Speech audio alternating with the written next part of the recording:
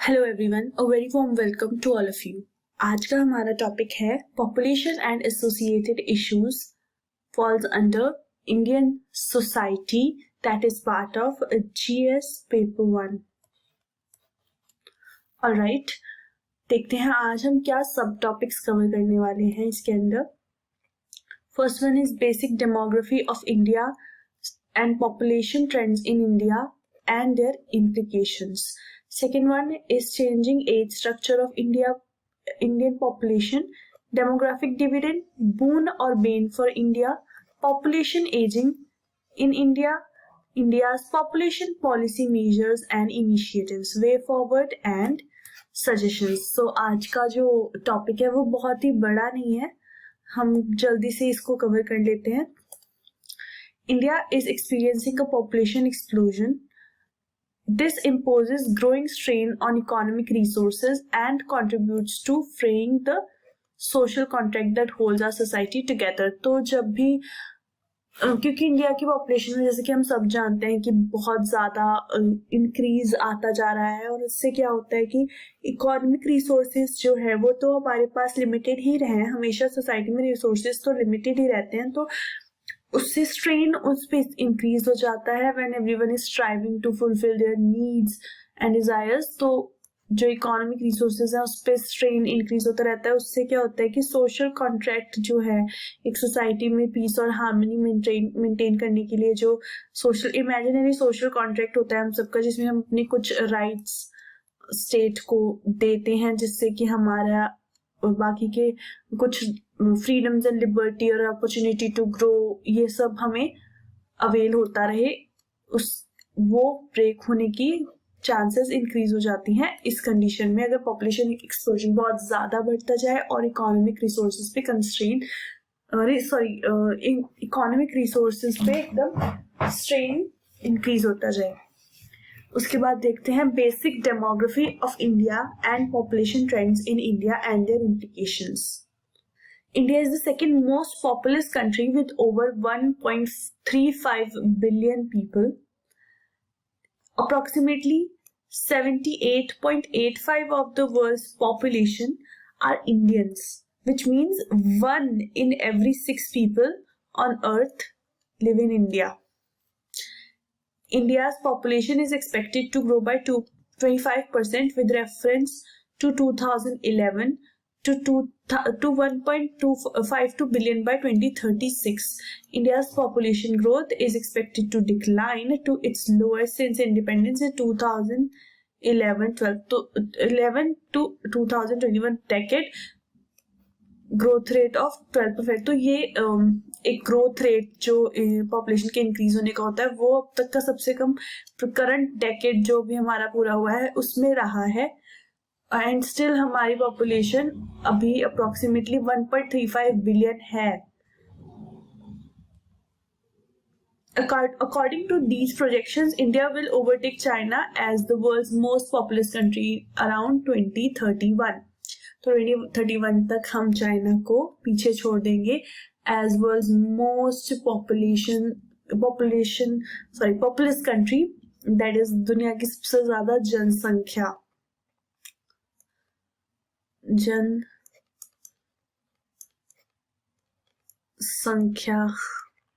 अगर मैंने सही लिखा है तो, अदरवाइज आई एम सॉरी, जिसको भी करेक्ट पता हो प्लीज नोट डाउन कर लीजिए। इंडिया की सबसे ज्यादा पॉपुलेशन वाली कंट्री हम बन जाएंगे, इंडिया की नहीं सॉरी दुनिया की सबसे ज्यादा पॉपुलेशन वाली कंट्री हम बन जाएंगे 2031 तक, बीट करके चाइना को। किसी तो चीज में हम चाइना को बीट करने वाले हैं फाइनली। पॉपुलर जोक है ये। Cause of over population, the decline in death rate. Over population के हम कॉजेज देख रहे हैं, तो first one is decline in death rate. At the root of over population is the difference between overall birth rate and death rate in population. तो जैसे जैसे birth rate increase होता रहता है और डेथ रेट डिक्लाइन होता रहता है, या बर्थ रेट स्टेबल भी हो पर डेथ रेट कॉन्टिन्यूसली डिक्लाइन हो रहा हो, तो उसमें भी पॉपुलेशन इंक्रीज ही होती जाती है over period of time. If the number of children born each year equals the number of adults that die, then population will stabilize.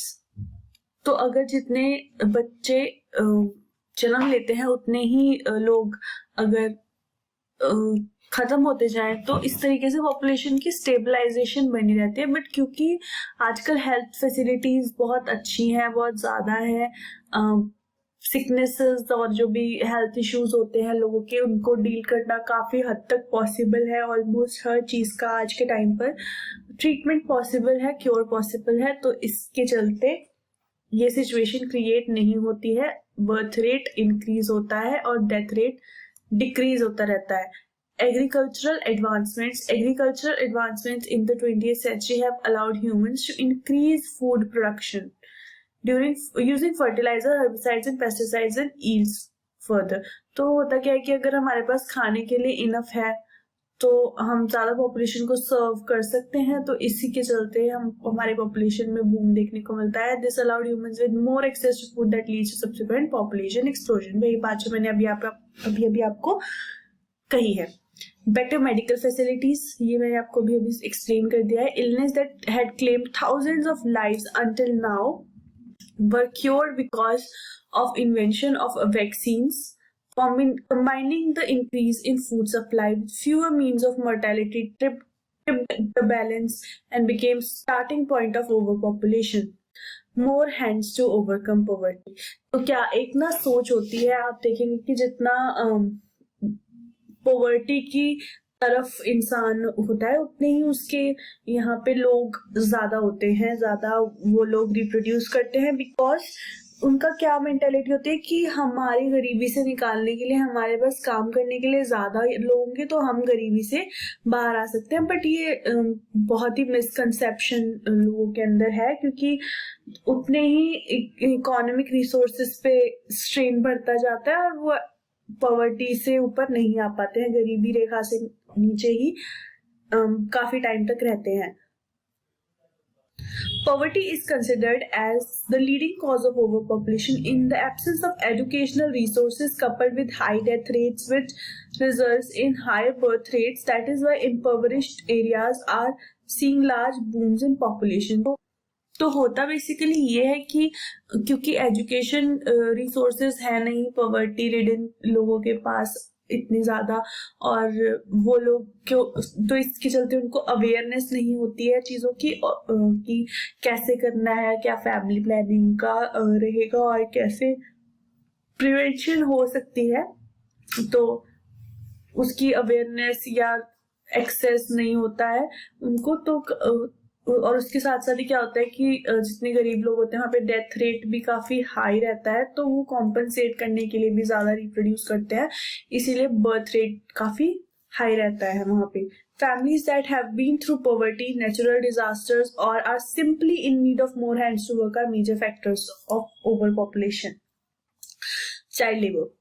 The children being seen as a source of income by impoverished families begin to work too young and also lose their educational opportunities, reflected particularly when it comes to birth control.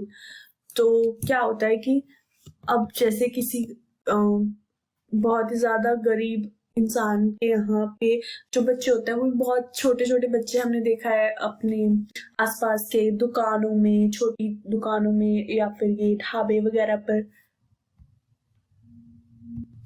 छोटे छोटे बच्चे मतलब काम कर रहे होते हैं कई जगहों पे, चाहे वो फैमिली की हेल्प कर रहे हो किसी काम में, रैक पिकर्स भी होते हैं, आयरन वगैरह भी करते हैं, वॉशमैन के साथ भी आप देख सकते हैं इन लोगों को। तो क्या होता है कि क्योंकि उनको काम करना पड़ता है to earn the daily bread and butter, तो वो बहुत यंग बच्चों को भी काम करना पड़ता है, और फिर क्योंकि वो काम करते हैं तो एजुकेशनल अपॉर्चुनिटीज पे तो वो बिल्कुल ही लूज आउट कर जाते हैं, और फिर अगेन वही साइकिल कि उनको अवेयरनेस नहीं होगी कि कैसे क्या सही है, क्या कैसे फैमिली प्लानिंग करनी है, कैसे बर्थ कंट्रोल को एक्सेस किया जाता है, वो सब उनको अवेयरनेस नहीं होगी क्योंकि वो उनको एजुकेशन प्रोवाइड की नहीं गई है और ना उनको कोई बताने वाला, क्योंकि उनके पेरेंट्स के साथ भी सेम ही सिचुएशन रही है।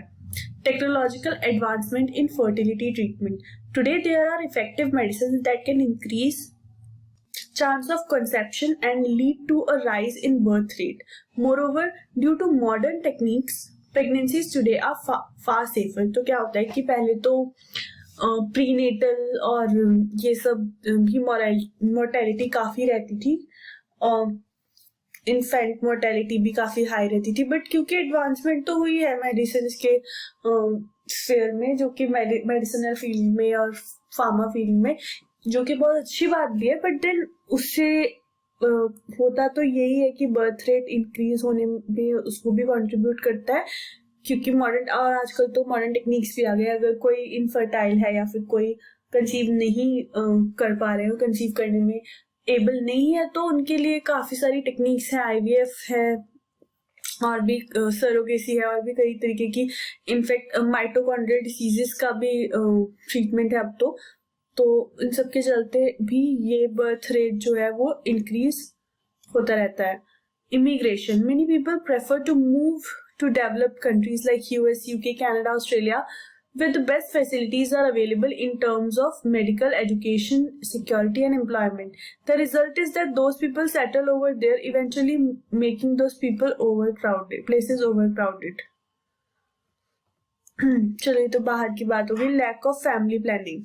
Most developing nations have a large number of people who are illiterate, live below the poverty line and have little or no knowledge about family planning. Besides, their children married at an early age increases chance of producing more kids. तो ये तो मैंने आपसे बात कर ही ली थी family planning का। उनको नॉलेज नहीं रह पाता है बिकॉज वो एजुकेशन उनको नहीं प्रोवाइड की गई होती है, तो वो अवेयरनेस उनमें नहीं रहती है। अगर बाद में आप उनको बताने भी जाओ तो सिंस उनको बेसिक्स नहीं पता है, रीजंस नहीं पता है चीजों के पीछे की, उनको चीजें समझाना बहुत ही मुश्किल हो जाता है ऑन द लेटर स्टेजेस, और उनका उन चीजों को एक्सेप्ट करना और उन चीजों को इम्बाइब करना, प्रैक्टिस में लेके आना, वो भी बहुत काफी मुश्किल चीज हो जाती है करने के लिए। और then age increases the chance of producing more kids. तो क्या होता है कि अर्ली चाइल्डहुड मैरिजेस जो होती हैं उनमें अगर जितना जल्दी वो उनकी मैरिज होती है उसकी वजह से भी ज्यादा वो किड्स प्रोड्यूस कर पाते हैं। Poor contraceptive use, a study by World Health Organization WHO shows that women aged between 16 and 49 use at least one form of contraceptive are 43% in underdeveloped countries, which leads to higher birth rates. तो जो WHO है उसकी एक report में सामने आया था कि 16 से 49 की एज के बीच में जो विमेन है who are eligible of using contraceptives, तो उसमें क्या होता है 43% विमेन ही है अंडर डेवलप्ड कंट्रीज में जो कर पाती हैं उनको यूज, जो जिनके पास उनका एक्सेस है या एक्सेप्टेबिलिटी है जहां पे। It also leads to higher birth rate. Effects of over population, depletion of natural resources. तो अब हम देखते हैं कि इफेक्ट्स क्या क्या होते हैं कि अगर कोई जगह ओवर पॉपुलेटेड है तो उसके क्या क्या कॉन्सिक्वेंसेस होंगे, क्या क्या उस जगह पे उसका असर क्या होगा। तो सबसे पहले तो डिप्लीशन ऑफ नेचुरल रिसोर्सेज हो जाएगा, मतलब कि हमारे पास जो प्राकृतिक संसाधन मौजूद है उनका वो कम होना शुरू हो जाएंगे, क्योंकि उनका जो यूज है, जो उनका इस्तेमाल है वो हम ज्यादा करेंगे, जबकि उनका जो रिप्रोड्यूस होने का जो स्केल है, जो साइकिल है, वो काफी स्लो रहता है। Most of the environmental damage seen in the 50 odd years is because of growing number of people on the planet. Okay, so क्या होता है कि जो इन्वायरमेंट है उसमें फर्क पड़ता है। Most of the environmental damages seen in last 50 odd years is because of the growing number of people on planet. तो जितना भी इन्वायरमेंटल डैमेज लास्ट 50 years में देखा गया उसमें सबसे ज्यादा कंट्रीब्यूशन नंबर ऑफ पीपल का ही है, जो नेचुरल रिसोर्सेज पे और अर्थ एज अ होल पे जो बर्डन क्रिएट होता जा रहा है more than it could be earth, तो वो उससे इन्वायरमेंटल इम्पैक्ट्स काफी एडवर्स क्रिएट हो रहे हैं। They include cutting down of forest, hunting wild life in reckless manner, causing pollution and creating host of other problems.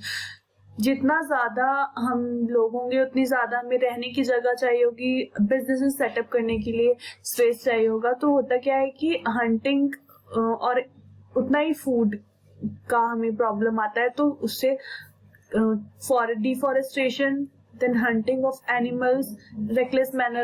Okay, sorry, there was some interruptions. ठीक है, continue करते हैं। Cutting down of forest होंगे, wild life की reckless hunting होगी, और pollution तो बढ़ेगा ही। जितनी ज्यादा फैक्ट्रीज सेटअप होंगी, जितनी ज्यादा इंडस्ट्रीज क्रिएट होंगी, जितने ज्यादा व्हीकल्स हम लोग करेंगे यूज, उतने ज्यादा पॉल्यूशन भी बढ़ेगा। जितनी ज्यादा हम एयर कंडीशनर्स, रेफ्रिजरेटर्स ये सब यूज करेंगे, उतना ज्यादा ही पॉल्यूशन बढ़ेगा। और इसके अलावा सिर्फ इतना ही नहीं, there are number of problem जो शायद हमने आज तक डिस्कवर नहीं किया या फाइंड आउट नहीं किया, जिनका कॉज पॉपुलेशन डेंसिटी और पॉपुलेशन इंक्रीज हो सकता है। डिग्रेडेशन ऑफ इन्वायरमेंट देख लेते हैं। With over use of coal, oil and natural gas, it has started for producing some serious effects on our environment. Besides, exponential rise in number of vehicles and industries has badly affected the quality of air. The rise in amount of CO2 emissions leads to global warming, melting of polar ice caps, changing climate patterns, rise in sea levels, and are few of the consequences that we might have to face due to environmental pollution. तो ये consequences हो जाते हैं जब environmental pollution create करते हैं हम सब।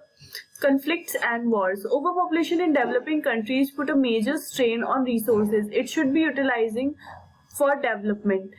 Conflicts over water are becoming a source of tension between countries, which could result in wars. It causes more disease to spread and make them harder to control. तो क्या होता है कि आपने सबने सुना होगा, ये सुन रखा होगा कि प्रिडिक्ट किया जाता है कि अगली वर्ल्ड वॉर जो है, वर्ल्ड वॉर 3, वो भी वाटर की वजह से होने की चांसेस है। तो क्या है कि ओवर पॉपुलेशन की वजह से उनको जो रिसोर्सेज चाहिए होते हैं, उसमें वाटर बहुत ही मेजर रिसोर्स है। सबसे ज्यादा यूटिलाइजेशन जिस चीज की होती है वो है वाटर। हर एक तरीके की एक्टिविटी में वाटर का रिक्वायरमेंट रहता है। तो क्या है कि होता ही है कि जब पॉपुलेशन ज्यादा है और वाटर, जैसे ज्योग्राफी, या देखो धरती को तो नहीं पता ना कि आप पॉलिटिकल टर्म्स पे कंट्रीज में डिवाइड हो, तो अब कोई नदी कहीं से जा रही है, कोई रिवर कहाँ से निकलती है, देन कहाँ को वो बहती है, तो उस सब के अंदर होता क्या है कि कंट्रीज, जैसे हमारे यहाँ ब्रह्मपुत्र है वो चाइना से होते हुए आती है, एंड देन इंडस वगैरह भी ऐसे, जैसे पाकिस्तान, हमारे यहाँ से इंडस की ट्रिब्यूटरीज है वो पाकिस्तान में एंटर करती है, तो वहां पे जाके इंडस रिवर को फॉर्म करती है। तो वही यहाँ से पाकिस्तान को इंडिया से, इंडिया को चाइना से, ये प्रॉब्लम्स हो सकती हैं कि हम अभी भी कहते हैं जब फ्लड्स वगैरह आ जाते हैं, या फिर जब वाटर की अवेलेबिलिटी प्रॉपर नहीं हो पाती, तो हम दूसरी कंट्री को फिर ब्लेम करते हैं, और इसी के चलते, इन्हीं कॉन्फ्लिक्ट्स के चलते वॉर्स होना भी पॉसिबल है। जहाँ पे कॉन्फ्लिक्ट होगा वहां पे अगर वो बढ़ेगा तो it will take shape of war. Of course, rise in unemployment. When a country becomes overpopulated, it gives rise to unemployment, as there are fewer jobs to support a large number of people. Rise in unemployment gives rise to crime, such as theft, as people want to feed their families and provide them basic amenities of life. तो जितनी ज्यादा population होगी उतनी ज्यादा unemployment भी बढ़ेगी, क्योंकि at the end of the day there is limitation on everything. हर चीज की एक लिमिट है, और कोई भी चीज एक्सेस में होगी तो वो डिसबैलेंस क्रिएट करेगी। मैं आपको ये लाइन जो मैंने अभी अभी शॉर्ट में बोली है, ये पूरे हमारे इस लेक्चर को एक बार में सम अप करती है। मैं आपको फिर बताती हूँ कि कोई भी चीज एक्सेस में होगी, क्योंकि हर चीज पे कुछ ना कुछ लिमिटेड तो है ही, और कोई भी चीज अगर एक्सेस में होती है, कोई भी चीज अगर एक लिमिट को ब्रीच करती है, तो वो डिसबैलेंस क्रिएट करेगी। उसी तरीके से नंबर ऑफ जॉब अपॉर्चुनिटीज भी लिमिटेड हैं। लिमिटेड जॉब अपॉर्चुनिटीज के चलते अगर पॉपुलेशन एक्सेस में जाती है, तो वो वहां पे होगा एक डिसबैलेंस क्रिएट, जहां पे बढ़ेगी अनएम्प्लॉयमेंट की problem. High cost of living, क्योंकि ज्यादा लोग हैं, डिमांड ज्यादा है घरों की, तो जहां पे डिमांड ज्यादा हो और सप्लाई कम हो, तो वहां पे प्राइस इंक्रीज तो होना ही है, इसीलिए हाई कॉस्ट ऑफ लिविंग है. As difference between demand and supply continues to expand due to over population and it raises prices of various essential commodities including food, shelter and health care. वही जो मैंने आपको बोला, इन सब में चाहे वो फूड हो, शेल्टर हो, हेल्थ केयर हो, कोई भी एसेंशियल कमोडिटी हो, हर किसी चीज की, क्योंकि सप्लाई लिमिटेड है और डिमांड सप्लाई में मिसमैच है, तो इसीलिए कॉस्ट तो इंक्रीज होनी ही है. Then comes pandemics and epidemics. देखिए, हम किसी भी जगह में एनक्रोच करेंगे तो हमें नहीं पता हम वहां से क्या लेकर वापस आए. तो इसी तरीके से अगर हम पॉवर्टी, चलिए इस चीज को बात देखते हैं. पहले मेरी बात सुन लीजिए कि हम किसी भी जगह में इंक्रोच करेंगे, यू नेवर नो कि आप वहां से क्या लेके आओ. आप डिफॉरेस्टेशन कर रहे हो, ह्यूमन एनिमल इंटरेक्शन बढ़ रहा है, ह्यूमन एनिमल कॉन्फ्लिक्ट बढ़ रहा है, तो ऐसी species which are not so much suppose to interact like that with each other, you're not supposed to eat them or engage them with them in any such way. तो क्या होता है कि वहां से वायरसेस और अदर पैथोजेंस आपके पास आने की सिचुएशन क्रिएट हो जाती है, जिससे कि ये जो जूनोटिक डिसीजेस है वो जन्म लेती हैं. वो जैसे, और उससे क्या होता है, ये पेंडेमिक्स और एपिडेमिक्स जैसे कोरोना वायरस, सभी हम सब जानते हैं कोविड-19 के बारे में, तो हम सब ने इस चीज से सफर किया है. तो ये एक जो हिस्ट्री का इवेंट है, इसका हम सब भी पार्ट है.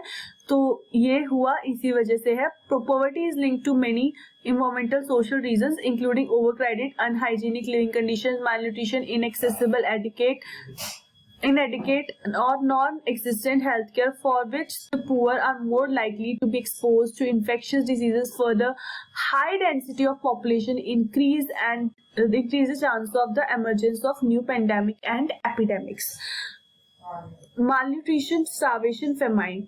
यहाँ पे वैसे बेसिकली इस वाले पॉइंट में ऊपर वाले में एक बार बता देती हूँ कि यही सब लिखा है कि क्योंकि मालन्यूट्रिशन, पॉवर्टी के पॉपुलेशन ज्यादा है और पॉवर्टी के कारण इन्वायरमेंटली और सोशल रीजंस के साथ साथ ओवर क्राउडेडनेस की वजह से हाइजीन के साथ कॉम्प्रोमाइज हो जाता है, मालन्यूट्रिशन क्रिएट हो जाता है. हर जो पॉइंट मैं आपको बताती जा रही हूँ, please keep in back of your mind कि हर चीज की सप्लाई लिमिटेड है, तो इसीलिए एक लिमिट होनी चाहिए कि जितने नंबर ऑफ पीपल को वो कैटर कर सकते हैं. बट क्योंकि पॉपुलेशन बहुत ज्यादा है तो डिमांड बहुत ज्यादा है, जिससे कि एक डिसबैलेंस क्रिएट होता है. किसी भी चीज का एक्सेस एक इकोसिस्टम में डिसबैलेंस क्रिएट करता है. तो अनहाइजीनिक लिविंग कंडीशंस हो जाती है, मालन्यूट्रिशन, फिर इनएक्सेसिबल, इनएडिक्वेट और या फिर नॉन एग्जिस्टेंट हेल्थ केयर जो होता है वो नहीं पहुंच पाता उन तक. फिर और जो ऐसे लोग जो होते हैं जो ऐसी कंडीशंस में जी रहे होते हैं, they are more likely to be expose to infectious diseases. और फिर वो वहां से, क्योंकि ऐसी जगहों पे पॉपुलेशन डेंसिटी भी बहुत ज्यादा होती है, थोड़ा सा लैंडमार्क उनके लिए अवेलेबल है जहाँ पे वो सब अपनी झोपड़ियां झुग्गियां डाल के रह रहे हैं. एक स्लम एरिया हर सिटी के आउटस्कर्ट्स में क्रिएट हो ही जाता है. तो ऐसी जगहों पे चांसेस ज्यादा हो जाते हैं कि कोई पेंडेमिक या एपिडेमिक इमर्ज हो जाए. Then comes malnutrition and starvation and famine. When availability of resources is scarce, starvation, malnutrition, along with ill health and disease caused by dietary deficiencies such as rickets become more likely. तो क्योंकि malnutrition है, क्योंकि scarcity of resources है, scarcity of food है, जिसकी malnutrition है, starvation है, starvation is भूखमरी. तो क्योंकि इन सब चीजों की वजह से क्या होता है कि इल हेल्थ तो होती ही होती है, डाइट डेफिशिएंसी की वजह से कुछ सीवियर डिसीजेस भी एंटर हो जाती हैं, जैसे सिनेरियो में पूरे, जैसे कि रिकेट्स हो गया, एनीमिया हो गया, ये सब. अब देखते हैं वाटर शॉर्टेज के बारे में. रफली 1% of world's water is fresh and accessible. रफली 1% दुनिया का जो पानी है वो फ्रेश है और मतलब पोर्टेबल है और एक्सेसिबल है, जिस तक पहुंचा जा सकता है, जिस तक इजीली पहुंचा जा सकता है, जिसको इजीली यूज किया जा सकता है, अपने इस्तेमाल में लाया जा सकता है. Over population is a major issue that creates immense pressure on the world fresh water supply. तो ओवर पॉपुलेशन से हम ये बात यहाँ पे सेकेंड पॉइंट में कॉन्फ्लिक्ट्स एंड वॉर्स वाले में भी डिस्कस कर चुके हैं कि इन सब चीजों की वजह से, वाटर शॉर्टेज की वजह से बहुत सारी कॉन्फ्लिक्ट्स क्रिएट होती हैं. Extinction. The impact of overpopulation on world's wildlife is severe as the demand for land grows. The destruction of natural habitats such as forests becomes common.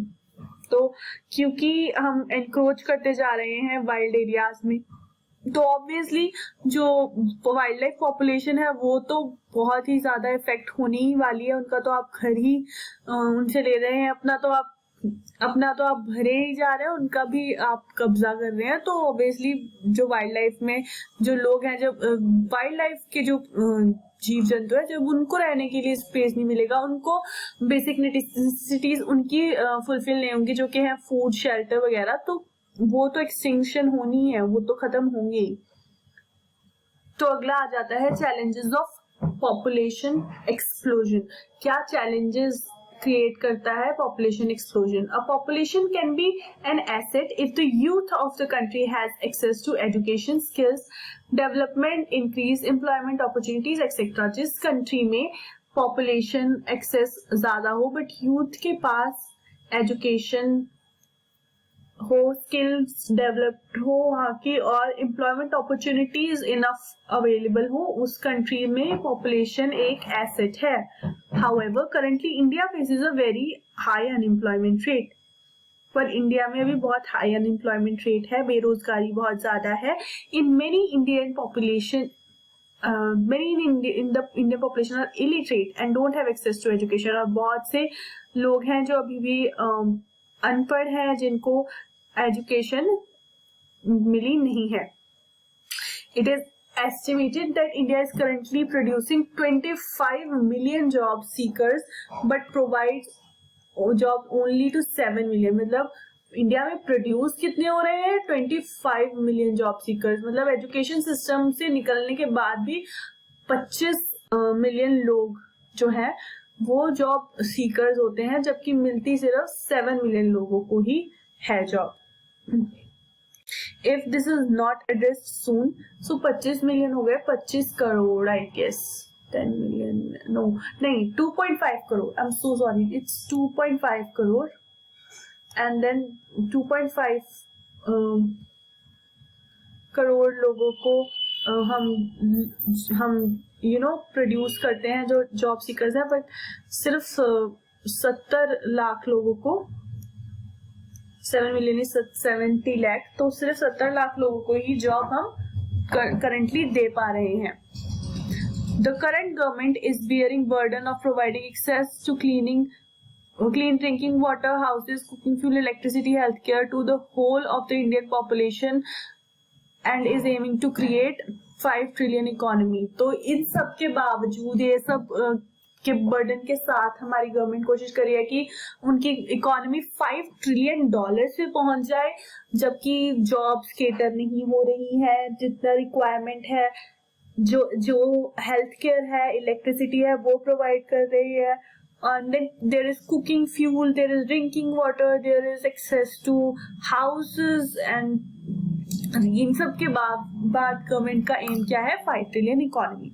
Also India's land mass is only 35 to 40% of China's land. अब आप ये देखिए कि China का जितना land area available है उनके पास, उसके कंपैरिजन में इंडिया का एरिया सिर्फ उनका 30 to 45% है. मतलब अगर चाइना का लैंड एरिया 100 यूनिट्स है तो इंडिया का 35 to 40% ही है. लेकिन पॉपुलेशन में हम उनसे आगे बिल्कुल फर्स्ट नंबर पे आने के लिए रेडी हैं बाय 2031, जैसा कि हमने अभी पढ़ा. India can not sustain the current rate of population due to limited geographical area. जो कि तो अगर ये क्राइसिस को एड्रेस नहीं किया जाता है जल्दी से जल्दी, तो इंडिया में क्या होगा? इंडिया को फेस करना पड़ेगा नेगेटिव रिपरकशंस, नेगेटिव कॉन्सिक्वेंसेस, जैसे कि poverty, pollution, poor standard of living. तो ऑफ कोर्स पॉवर्टी तो इंडिया कब से फाइट करने की कोशिश कर रहा है? It's 75 years of independence in India. शुरू से लेकर अब तक पॉवर्टी को एलिमिनेट करने की, इरेडिकेट करने की कोशिश करता आ रहा है. It's still very much there. और पॉल्यूशन तो आप सब कुछ जानते ही हैं कि पॉल्यूशन का क्या हाल है. स्पेशली अगर कोई एनसीटी में रहता है तो उससे ज्यादा तो कोई भी नहीं जानता होगा. पुअर स्टैंडर्ड ऑफ लिविंग तो क्रिएट होना ही होना है जब हमारे पास लैंड लिमिटेड है, रिसोर्सेज लिमिटेड है, तो स्टैंडर्ड ऑफ लिविंग कैसे इम्प्रूव हो सकता है इंक्रीजिंग पॉपुलेशन के अंदर? Changing age structure of Indian population.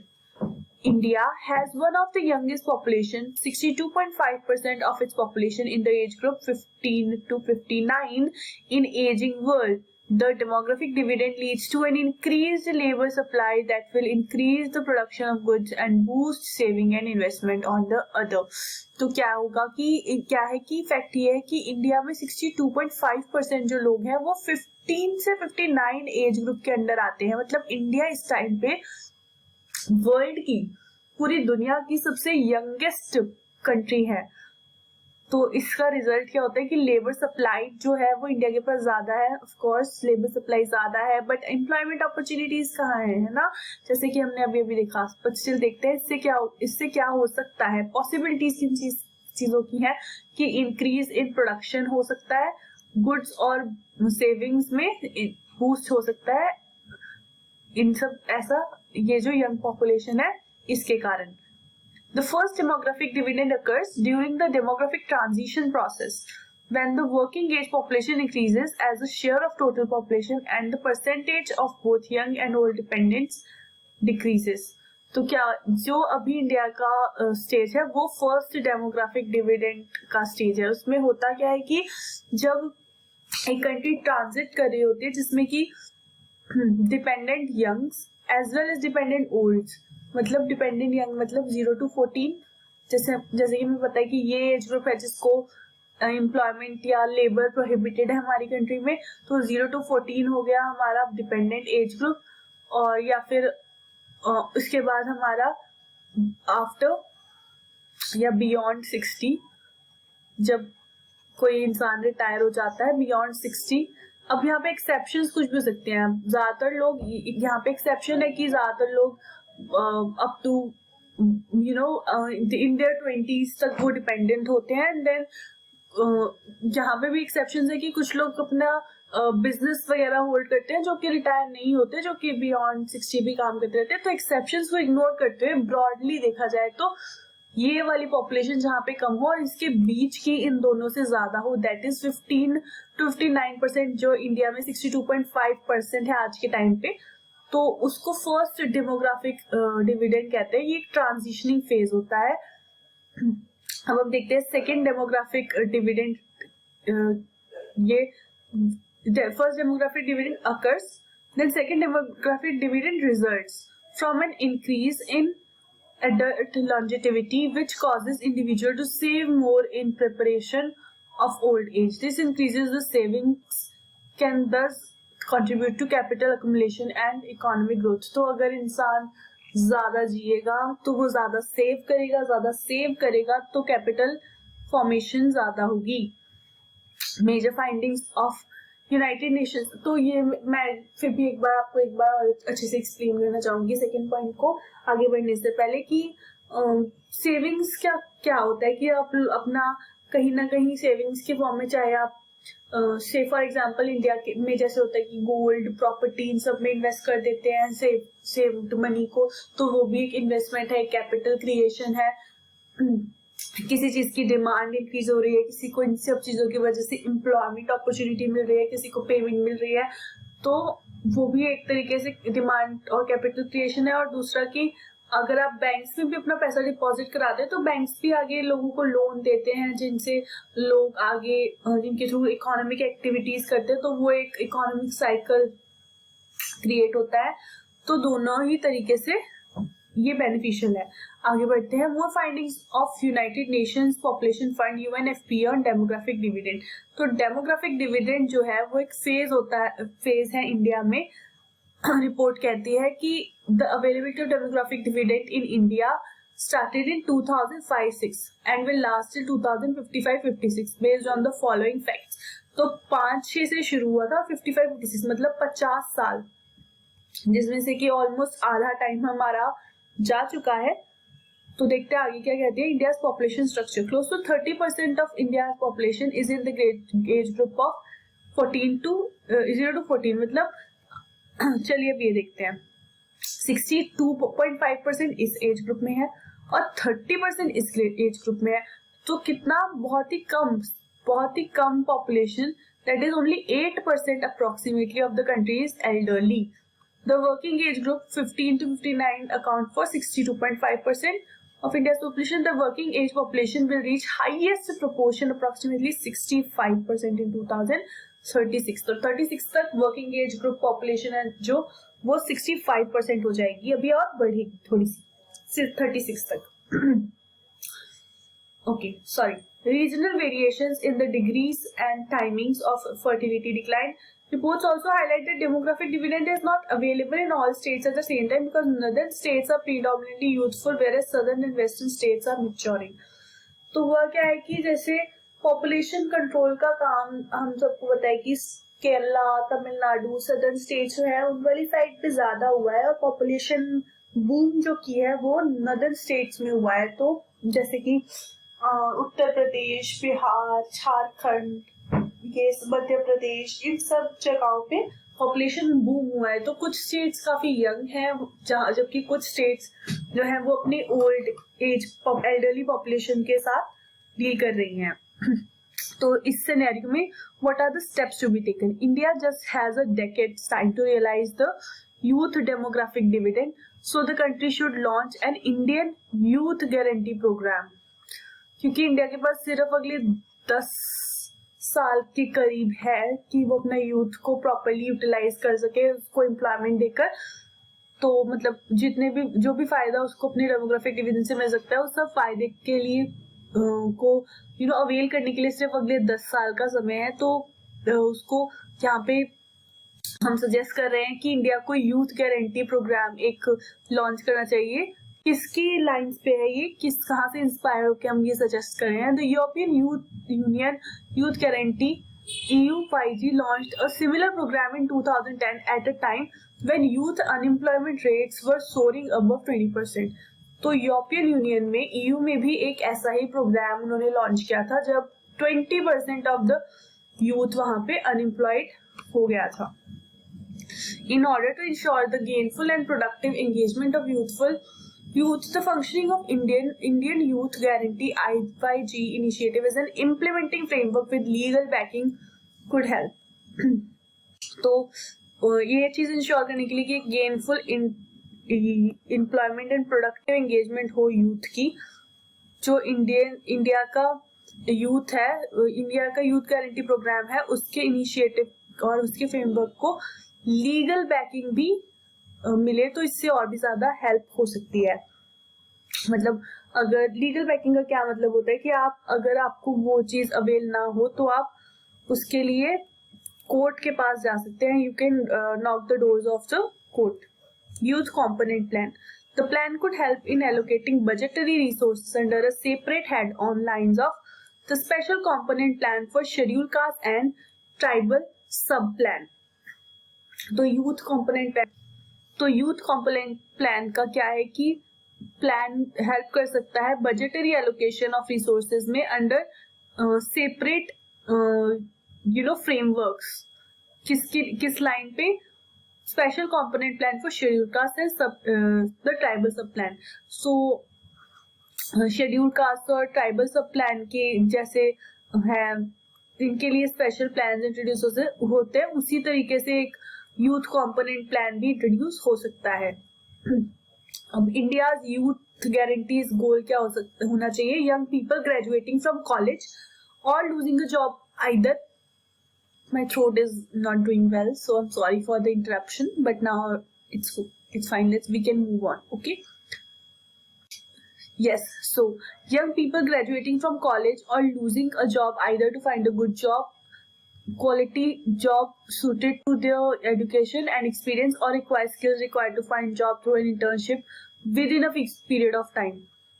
तो हम इंडियन यूथ गारंटी प्रोग्राम के साथ ये गारंटी दे सकते हैं यूथ को कि अगर वो अपनी अपनी जो एजुकेशन है वो कंप्लीट करने के बाद उनको अगर जॉब चाहिए तो उसके लिए एक फिक्स टाइम पीरियड हम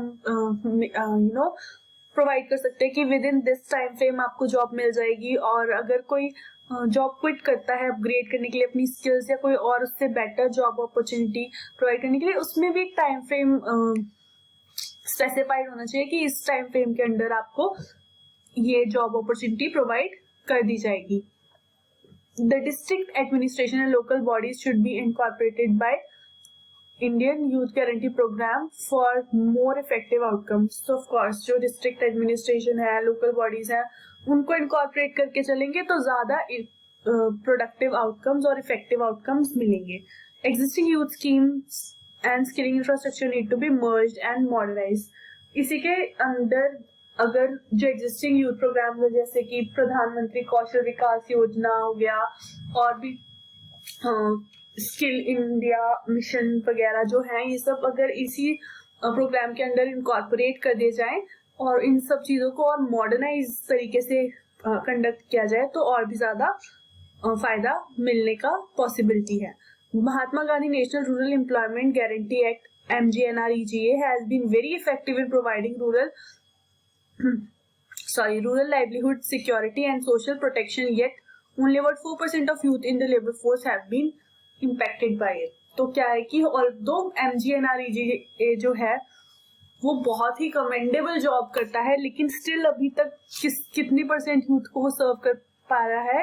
4% ऑफ यूथ को.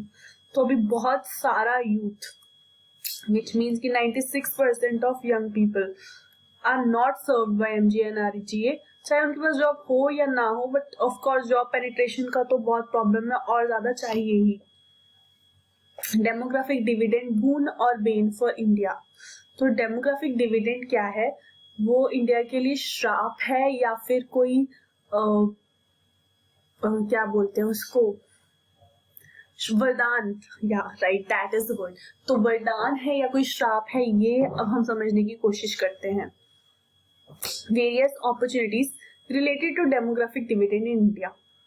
तो क्या क्या अपॉर्चुनिटीज हैं इंडिया में डेमोग्राफिक डिविडेंड से related? First is labour supply. The first benefit of young population is increased labor supply as more people reach working age. However, the magnitude of this benefit depends on the ability of economy to absorb and productively employ extra workers. So, अगर ज्यादा अच्छा ये demographic dividend है तो of course labour supply तो बढ़ ही जाती है. ये तो हम समझ ही चुके हैं कि इंडिया में लेबर सप्लाई ज्यादा है, क्योंकि 15 से 59 के एज ग्रुप का जो मतलब ग्रुप ऑफ पीपल है वो 62.5% है इंडिया में. मेजॉरिटी, वो भी यूपिंग मेजॉरिटी. तो ऑफ कोर्स लेबर सप्लाई तो है, बट क्या इकोनॉमी उस चीज को एब्जॉर्ब कर पा रही है, उस एम्प्लॉयबल डेमोग्राफिक डिविडेंड को एम्प्लॉय कर पा रही है? नहीं. तो एक्स्ट्रा वर्कर्स होंगे तो उनको इतना ही एक्स्ट्रा जॉब क्रिएशन भी चाहिए हमें, तो तभी वो एक बून है, वरना फिर वो एक बेन है. ठीक है. Capital formation. As the number of dependents decreases, individual save more. This increase in national savings rate increases the stock of capital in developing countries and provides an opportunity to create countries capital through investment. तो जो dependent population होती है उनपे लोग जो spend करते हैं खुद के अलावा, डिपेंडेंट पॉपुलेशन पे इंसान स्पेंड करता है. अगर वहां पे डिपेंडेंट पॉपुलेशन जो कम होती जाएगी तो उनकी सेविंग्स बढ़ती जाएंगी तो लोग ज्यादा इन्वेस्ट कर पाएंगे. तो उस तरीके से कैपिटल इंक्रीज होगा इकोनॉमी में और ज्यादा से ज्यादा अपॉर्चुनिटीज, क्योंकि कैपिटल इंक्रीज होगा मतलब एक रिसोर्स आपके पास आ गया, आपके पास पैसा आ गया, तो आप कुछ ना कुछ एम्प्लॉयमेंट जनरेशन उसके थ्रू कर सकते हो. ओके. तो अब फिर female human capital. In decrease in fertility rates results in healthier women and fewer economic pressure at home. अगर फीमेल ह्यूमन कैपिटल बेटर होगा, यानी कि अगर फर्टिलिटी रेट डिक्रीज होता है, मतलब कि एक पर विमेन अगर कम चाइल्ड का बर्थ होता है तो उससे क्या रिजल्ट होता है कि एक हेल्थी विमेन रहती है, उससे इकोनॉमिक प्रेशर घर पे किसी भी हाउस होल्ड पे कम आता है. This provides for an opportunity to engage more women in work force and enhance human capital. तो इससे क्या होता है कि अगर हेल्थी विमेन है तो अपॉर्चुनिटी का रूप ले लेता है ये कि आप ज्यादा विमेन को वर्किंग पॉपुलेशन में एंगेज कर सकते हैं, जिससे कि ह्यूमन कैपिटल की प्रॉपर यूटिलाइजेशन हो सकती है और ज्यादा इकोनॉमिक बूस्ट मिल सकता है, economic growth. Another opportunity is produced by increased domestic demand brought about by the increasing GDP per capita and decreasing dependency ratio. This leads to demand-driven economic growth, education, better economic security, and a desire for more durable goods are the causes and consequences of young demographies. Just a minute. Okay ये ठीक है. Young डेमोग्राफीज. तो अगला है infrastructure. Increase fiscal space created by demographic dividend enables government to divert resources from spending on children to investing in physical and human infrastructure. तो जो physical space है वो गवर्नमेंट की बढ़ेगी, यानी कि गवर्नमेंट के पास स्पेंड करने के लिए ज्यादा होगा. तो जो इंफ्रास्ट्रक्चर है वो और बेटर कर पाएगी गवर्नमेंट सब लोगों को सर्व करने के लिए, be children, be it other physical infrastructure for humans और skilled workforce. Most sector of Indian economy would require more skilled workforce than present. It would be both a challenge and opportunity to India to provide its workforce with required skill and sets and knowledge to enable them contribute substantially to its economic growth. तो India में skilled labor का ही तो सारा problem आ जाता है, क्योंकि labour force तो है बट वो अनस्किल्ड है, उसके पास कोई स्किल नहीं है, कोई ट्रेनिंग प्रोवाइड नहीं की जाती है, कुछ अगर होती भी तो बिल्कुल इनफॉर्मल लेवल का रहता है कि कोई काम सीख लिया तो अपना लाइवलीहुड थोड़ा थोड़ा अर्न करना शुरू कर दिया. बट वो एक स्किल्ड लेबर फोर्स जो है उसका इंडिया में बहुत डर्थ है. तो सबसे पहले इंडिया को स्किल्ड लेबर फोर्स पे अपनी काम करना चाहिए, लेबर फोर्स स्किलिंग पे काम करना चाहिए. तभी हम ये सब जो बोल रहे हैं ये इसलिए बोल रहे हैं कि अगर ऐसा इंडिया कर पाता है तो ही एक बून का फॉर्म लेगा demographic dividend, otherwise it will become a Ben, क्योंकि बर्डन का फॉर्म ले लेगा और जितना ज्यादा अनएम्प्लॉयमेंट होगा सोसाइटी में. नेक्स्ट देखते हैं migration. It presents some opportunities that arise from having demographic changes, particularly demographic dividend and interstate migration to overcome labour shortage in some parts. तो जैसे कि हमें पता है कि कुछ पार्ट्स ऐसे हैं जहाँ पे लेबर फोर्स बहुत ज्यादा है, जहाँ जो स्टेट्स यंग है, कुछ इंडिया में ही ऐसे पार्ट्स हैं जो स्टेट्स अपनी एजिंग को फेस कर रहे हैं. तो ऐसी स्टेट्स में भी लेबर फोर्स की सप्लाई जो दूसरे स्टेट्स हैं उनके थ्रू पूरी की जा सकती है माइग्रेशन के जरिए. अब हम देख लेते हैं चैलेंजेस क्या है डेमोग्राफिक डिविडेंड को लेके इंडिया में. तो first one is enhancing human capital. Poor human capital formation is reflected in low employability among in India's graduates and postgraduates. According to ASSOCHAM, only 20-30% of engineers find job suited to their skills. Thus, low human capital base and lack of skills is a big challenge. तो इसको ऐसे समझिए कि लोग graduate हो रहे हैं, post graduate हो रहे हैं, पर जो इंडस्ट्रियल रिक्वायरमेंट ऑफ स्किल्स है वो उनके पास नहीं है. बाद में बिजनेसेस को उनको एम्प्लॉय करने के बाद भी उनको पहले स्किल करना पड़ता है, तब वो उनके काम आने के लायक बनते हैं लोग. तो एसोचैम एक जो ऑर्गेनाइजेशन है उसने फाइंड आउट किया कि इंडिया में सिर्फ जो इंजीनियर्स हैं उनमें से 20-30% ऑफ इंजीनियर्स को, जबकि इंजीनियर स्किल्ड लेबर फोर्स है, फिर भी उनको 20-30% ही जॉब मिले, बिकॉज जो इंजीनियर्स हैं उनकी सप्लाई ज्यादा है कंट्री में और डिमांड उनकी कम है, और बाकी की जो एम्प्लॉयमेंट अपॉर्चुनिटीज है उनके अकॉर्डिंग इंजीनियर्स के पास स्किल्स नहीं है, या तो फिर उनको उसके अकॉर्डिंग स्किल्स दी जाए कि उस फील्ड के अलावा जो उनके पास एम्प्लॉयमेंट अपॉर्चुनिटीज हो सकती है. मतलब कि जो मार्केट है उसका एब्जॉर्प्शन उतना नहीं है नंबर ऑफ इंजीनियर्स का कि वो केटर कर सके, उनको एम्प्लॉयमेंट प्रोवाइड कर सके, और जो इंजीनियर्स है उनके पास वो वाले स्किल्स भी नहीं होते फिर कि जो उनके स्किल सेट के अलावा किसी मार्केट में वो काम कर सके जाके. नेक्स्ट देख लेते हैं low human development. India ranks 130 out of 189 countries in UNDP's Human Development Index, which is alarming.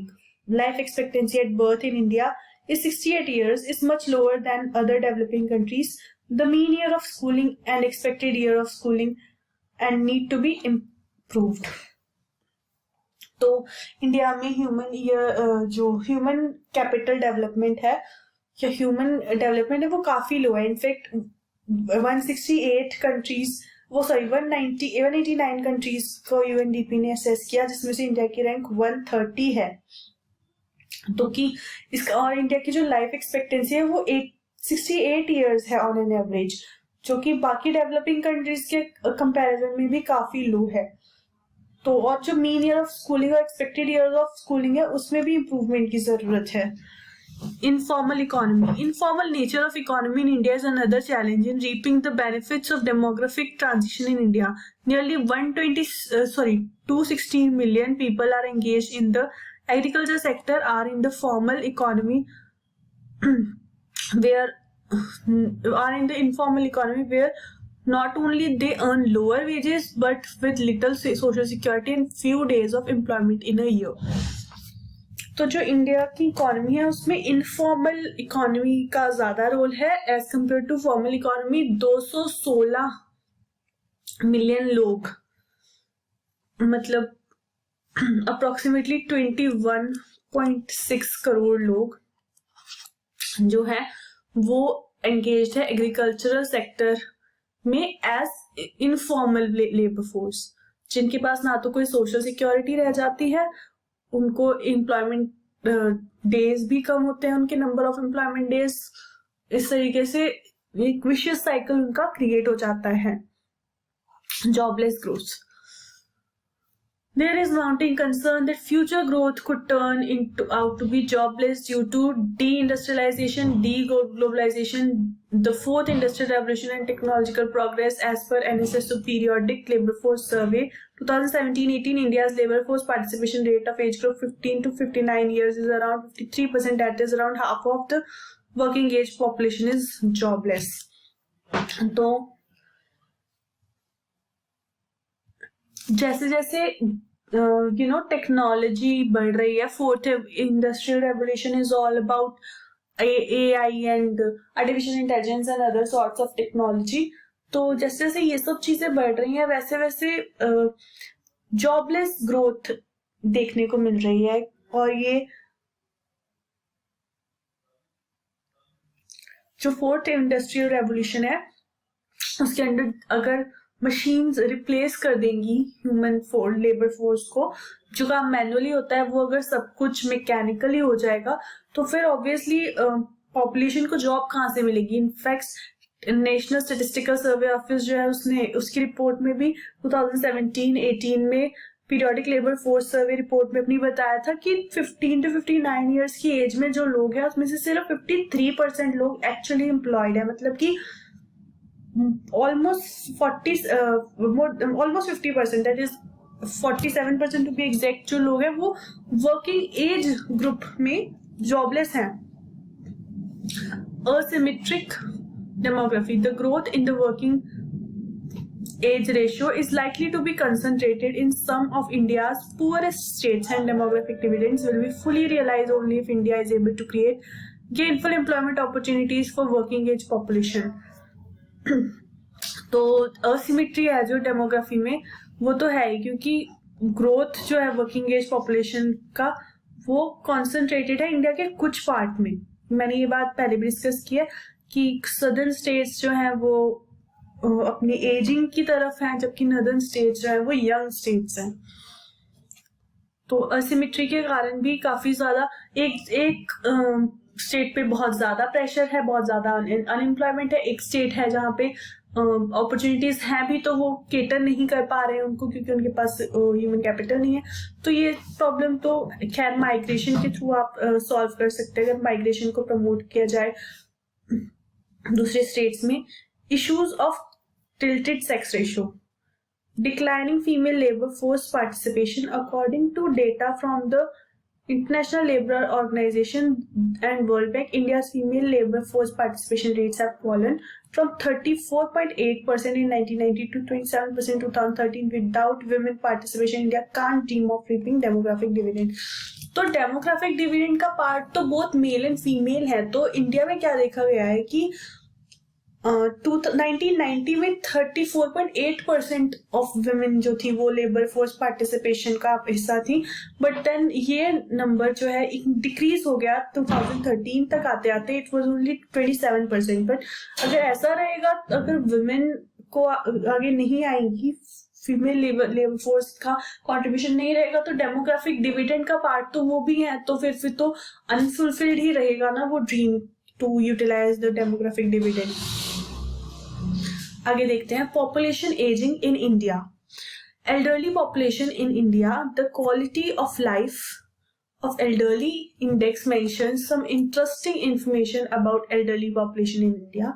Its key findings are: India is currently enjoying demographic dividend, but the age group above 65 will become fastest growing age group by 2050. फिलहाल तो India के पास है demographic dividend का leverage, but 2050 के बाद क्या होगा कि 65 इयर्स के बियॉन्ड का जो एज ग्रुप होगा वो फास्टेस्ट ग्रोइंग होगा. क्योंकि आज जो लोग यंग हैं बाय 2050 वो लोग ओल्ड एज में एंटर होना शुरू हो जाएंगे आज से 30 साल बाद. सो वहां पे जो 65 इयर्स के ऊपर का जो एज ग्रुप है उसका जो ग्रोथ रेट है वो सबसे ज्यादा स्टीप होगा. The share of elders as percentage of total population in the country is expected to increase from around 7.5% in 2001 to almost to 12.5% by 2026 and surpass 19.5% by 2050. तो 2050 तक ओल्ड एज पॉपुलेशन जो है वो 19.5% हो जाएगी इंडिया में. Similarly, according to Ministry of Statistics and Program Implementation, Elderly in India 2021 report mentions that old age dependency ratio is increasing in India at high level. The report mentions the old age dependency ratio provides a clearer picture of number of persons aged 60 plus per 100 persons in the age group of 15 to 59 years. According to the report, an increasing trend has been observed in the old age dependency ratio. It has risen from 10.9% in 1961 to 14.2% in 2011 and is further projected to increase to 15.7% and 20.1% in 2021 and 2031 respectively. The projected dependency ratio for females and males is 14.8% and 16.7% respectively in 2021. आगे चलते हैं. ठीक है. India's population policy measures and initiatives. India's population control measures since independence. देख लेते हैं पहले India ने since independence population को कंट्रोल करने के लिए क्या क्या measures किए थे. तो first 5-year plan के अंदर in 1951 India became first among the developing countries to come up with state-sponsored family planning program. It emphasized the use of natural devices for family planning. Second 5-year plan में क्या हुआ? The number of family planning clinics were increased significantly, but since these clinics were largely set up in urban areas, they did not provide adequate results. Urban concentration की वजह से result नहीं आ पाए क्योंकि rural area ही है actual में, तो जहाँ पे पॉपुलेशन बूम ज्यादा होता है, जहाँ पे स्टैंडर्ड ऑफ लिविंग जितना अच्छा होगा, जहाँ पे फैसिलिटीज जितनी ज्यादा होगी, पॉपुलेशन कंट्रोल उतना ही इजी हो जाता है उस जगह पे एनीवेज. तो वहां पे नहीं, जबकि रूरल में ज्यादा कंसंट्रेशन होना चाहिए था, बट हुआ अर्बन में. तो ठीक है जी, moving on. Just a minute. Alright, third 5-year plan, the technique of copper T was adopted and independent department called family planning department was set up. तो ये कुछ डिवाइस होता है जो विमेन के सर्टेन पार्ट्स को यूज होता है, शायद कुछ ऐसा मैंने कहीं तो शायद सुना या पढ़ा है. तो ये कॉपर टी एक डिवाइस होता है basically to prevent conceiving. Fourth 5-year plan, all kinds of birth control methods, conventional and modern, were encouraged. Fifth five-year plan, National Population Policy was announced in 1976. Some important measures under this policy were increasing minimum legal age of marriage for girls and boys to 18 and 21 respectively, improving the literacy levels of females, popularized family welfare programs by using all forms of media. Forced sterilization was permitted, which was later on given up. Sixth, seventh, and eighth plans efforts were made to control population by determining long-term demographic aims. Ninth five-year plan, in 1993, the government had established an expert group under the chairmanship of M.S. Swaminathan for formulating National Population Policy. 1997 Family Planning Program was renamed Family Welfare Program. Way forward और suggestions. तो ये last segment है हमारे आज के lecture का, तो देख लेते हैं जल्दी से minimum age of marriage. Just a minute जी, तो देखते हैं minimum age of marriage. As fertility depends on the age of marriage, therefore minimum age of marriage should be raised. In India, minimum age of marriage is 21 years for men and 18 years for women has been fixed by law. This law should be firmly implemented and people should also be made aware of this through publicity. तो या तो हमें एक तो opinion लोगों का ये भी है और ये इस चीज पे काम भी चल रहा है कि मिनिमम एज और इंक्रीज कर दी जाए. दूसरा, अभी भी ये वाली ही इम्प्लीमेंट नहीं हो पा रही है प्रॉपरली. बहुत सारे ऐसे इंस्टांसेस हैं जहाँ पे चाइल्ड मैरिज के केसेस हैं अभी भी. तो जितना जल्दी मैरिजेस होती है उतनी ज्यादा प्रोडक्टिव एज उनके पास अवेलेबल होती है. तो इसीलिए अगर हम मिनिमम एज रिड्यूस करेंगे तो एक तो एजुकेशन पे ज्यादा एम्फेसिस होगा, ज्यादा काम पे, करियर अपॉर्चुनिटीज पे फोकस हो पाएगा before the marriage age arrives. Raising status of women. There is still discrimination of women. They are confined to four walls of house. They are still confined to rearing and bearing children. Women should be given opportunities to develop socially, economically. Free education should be given to women. तो women का overall status raise करने के लिए काम करना बहुत जरूरी है. तो क्योंकि women एक एक decision maker हो जाती है family के बारे में. The spread of education. The spread of education changes the outlook of people. Educated men prefer to delay marriage and adopt small family norms. Educated women are health conscious and avoid frequent pregnancies and thus help in lowering birth rate. तो जब education होगी तो चीजों के pros and cons ज्यादा समझ आएंगे, अपनी लाइफ के डिसीजन ज्यादा अवेयरनेस के साथ ले पाएंगे लोग. तो इससे ऑफ कोर्स फायदा होना ही है. Social security. More and more people should be covered under social security schemes so that they do not depend upon others in event of old age, sickness, unemployment, etc. With these families, they will have no desire for more children. तो ज्यादा से ज्यादा children लोग करना चाहते हैं ताकि old age के टाइम पे उनके पास ज्यादा लोग हों उनकी देखभाल करने के लिए. They look up to their children for taking care of them. तो इसीलिए भी अगर सोशल सिक्योरिटी नॉर्म्स अगर स्ट्रेंथन की जाएंगी तो ये वाला एक रीजन जो है वो एलिमिनेट किया जा सकता है बहुत easily. More employment opportunities. The first and foremost measure to raise employment avenues in rural as well as urban areas. Generally, in rural areas there is disguised unemployment, so efforts should be made to migrate unemployed persons from the rural side to urban side. This step can check population growth. तो एक तो rural area में population boom ज्यादा है urban area से. दूसरा, rural area में disguise unemployment है. तो अगर जो डिस्गाइज अनएम्प्लॉयड लोग हैं उनको अगर अर्बन एरिया में ले जाकर उनको जॉब अपॉर्चुनिटीज प्रोवाइड की जाए तो वहां पे उसके थ्रू भी जो पॉपुलेशन है उसको कंट्रोल किया जा सकता है. Development of agriculture and industry. If agriculture and industry are properly developed, large number of people will get employment. When their income is increased, they would improve their standard of living and adopt small family norms. Standard of living. Improved standard of living acts as deterrent to large family norms. In order to maintain their higher standard of living, people prefer to have small family. According to A.K. Dasgupta, those who earn less than 100 or rupees 100 per month have on an average reproduction rate of 3.4 children, and those who earn more than rupees 300 per month have a reproduction rate of 2.8 children. तो ये although काफी पुराना finding है but relevant इस तरीके से कि जितनी ज्यादा इनकम होगी उतना कम उतनी स्मॉल फैमिली इंसान प्रेफर करेगा। कंपैरेटिवली जितनी कम इनकम होगी उतनी ज्यादा बड़ी फैमिली इंसान प्रेफर करता है। Just a minute.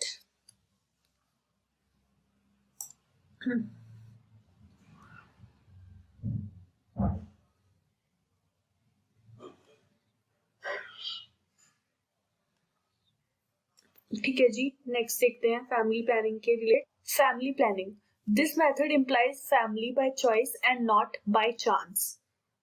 By applying preventive measures, people can regulate birth rates. This method is being used extensively. The success of this method depends on the availability of cheap contraceptive devices or for birth control. According to Chandrasekhar, hurry for the first child, delay the second child, and avoid the third child. ये slogan mister Chandrashekhar के through दिया गया है। Scheme for home delivery of contraceptives by ASHA at doorsteps of beneficiary. The government has launched a scheme to utilize the services. अब हम देख रहे हैं कि गवर्नमेंट ने क्या इनिशिएटिव्स ऑलरेडी ले रखे हैं। गवर्नमेंट इनिशिएटिव्स क्या है जो ऑलरेडी ऑन गोइंग है। तो गवर्नमेंट ने इनिशिएटिव लिया है कि कॉन्ट्रासेप्टिव्स की जो डिलीवरी है वो डोर स्टेप तक हो बेनिफिशरीज के through ASHA workers. Scheme for ASHA to ensure spacing in births. Under this scheme services of ASHA to be utilized for counseling newly married couples to ensure delay of 2 years in birth after marriage and the couple with one child to have a spacing of 3 years after birth of first child.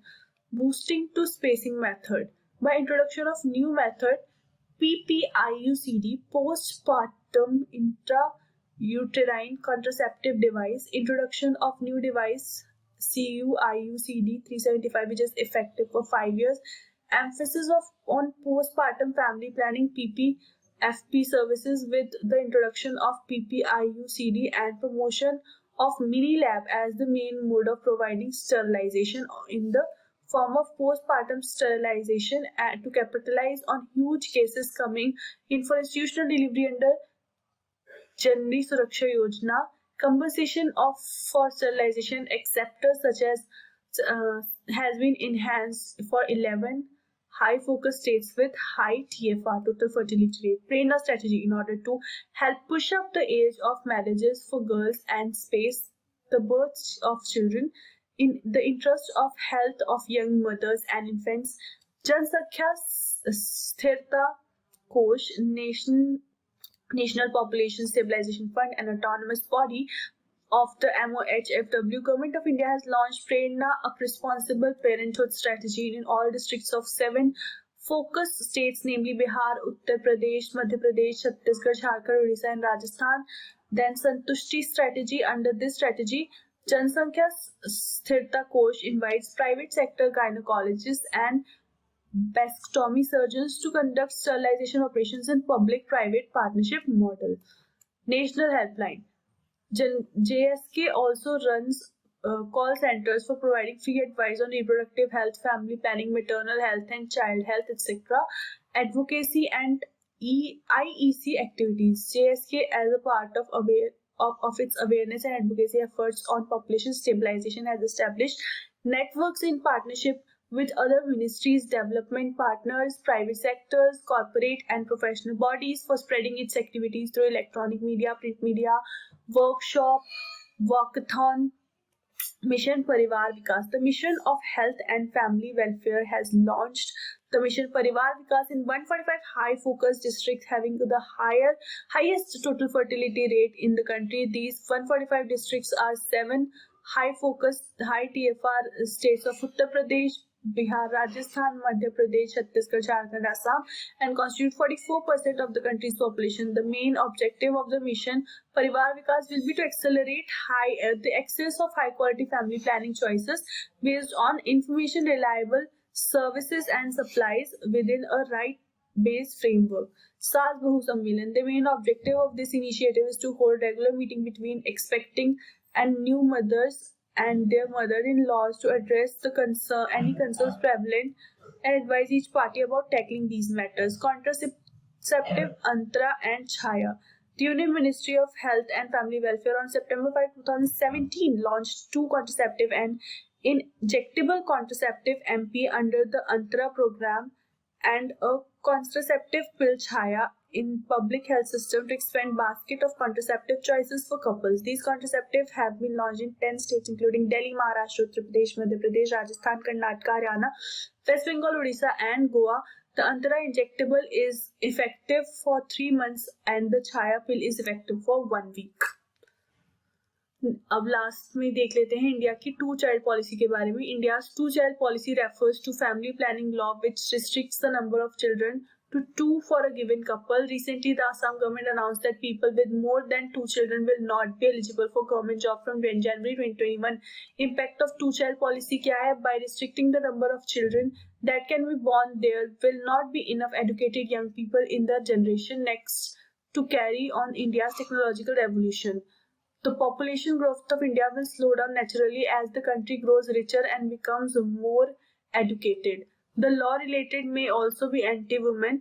The law discriminates against women right from birth through abortion or infanticide of female fetus and babies and divorce, familial abandonment at risk of increasing if men with a large families want to run for political office. A legal restriction of 2 children would force couples to go for sex-selective abortions. So that's it for today. I know last में मैंने सिर्फ read out किया but ये जो schemes है इनमें कुछ ऐसा समझाने वाला नहीं है. आप पढ़ के समझ सकते हैं कि क्या चीज़ें इसमें हो रही हैं. एंड मेरा थ्रोट जो है it was really not allowing me a lot. So मैंने बस सोचा कि मैं फटाफट कवर कर देती हूँ. अगर किसी को भी किसी तरीके की कोई प्रॉब्लम आती है इस लेक्चर में please feel free to comment. मैं फिर से समझा दूंगी किसी दिन टाइम निकाल के इन सारी स्कीम्स को. हम ज़रूर कभी ना कभी तो इनको दोबारा पढ़ने ही वाले हैं. तो आई मेक श्योर कि मैं तब आपको ज़रूर अच्छे से समझाऊँ. बट प्लीज़ आज के लिए you can I am expecting कि you guys will cooperate with me. So yes, thank you for watching. Don't forget to like, share, comment and subscribe to the channel. And do show your support. Please do show your support. I'm literally making sure to post the videos even after my health is not so good. So yeah, looking forward for your support. Thank you.